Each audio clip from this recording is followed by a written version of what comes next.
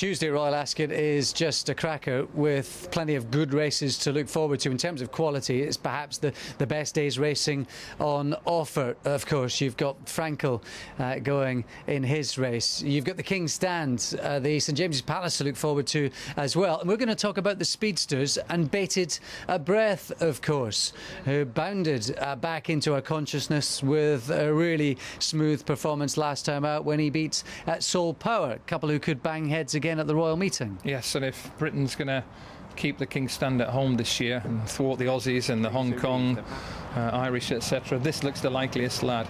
We pick him up in the Temple Stakes a couple of weeks ago, second from right in the Frankel colours, Prince Khaled Abdullah, George Baker on board. Have a look at the way he just breezes through a very fast run, good quality Temple Stakes. Horses in behind like Spirit Quartz ran pretty well at Haydock over the weekend in the white colours. Confessional would have gone close in the dash at Epsom had he got anything like a clear run, and that turn of foot to go clear, and then that willingness to battle when Soul Power came to call stood Bated Breath in really good stead. So he looks, I'm keen on him for the King's Stand Stakes. I think he's really blossomed. He was unlucky not to win a couple of Group 1s last year over 6. He's plainly fully effective over 5, and I would think day one of Ascot and the King's Stand is a very, very big day in potentially making him an extremely attractive stallion prospect. Yeah, very much so. Beaten a whisker nose by a Dream Ahead, of course, at Haydock, and he went international globe trotting as well. So that's Bated Breath.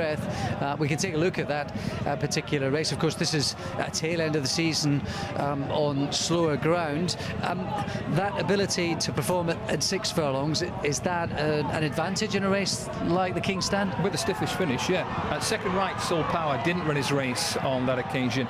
Big white face in the Chubby Chandler Lee Westwood colours coming through. Hoofit slightly unlucky. Hopefully we'll see him at Royal Ascot, probably in the Diamond Jubilee. Dream Ahead, champion sprinter last season, top quality horse. Bated Breath heads in briefly inside the last, has to give best by a nose, but that's how good Bated Breath is, both at Haydock in the Temple and at Haydock in the Sprint Cup. He showed that he's of Group 1 calibre. Yeah, very much so.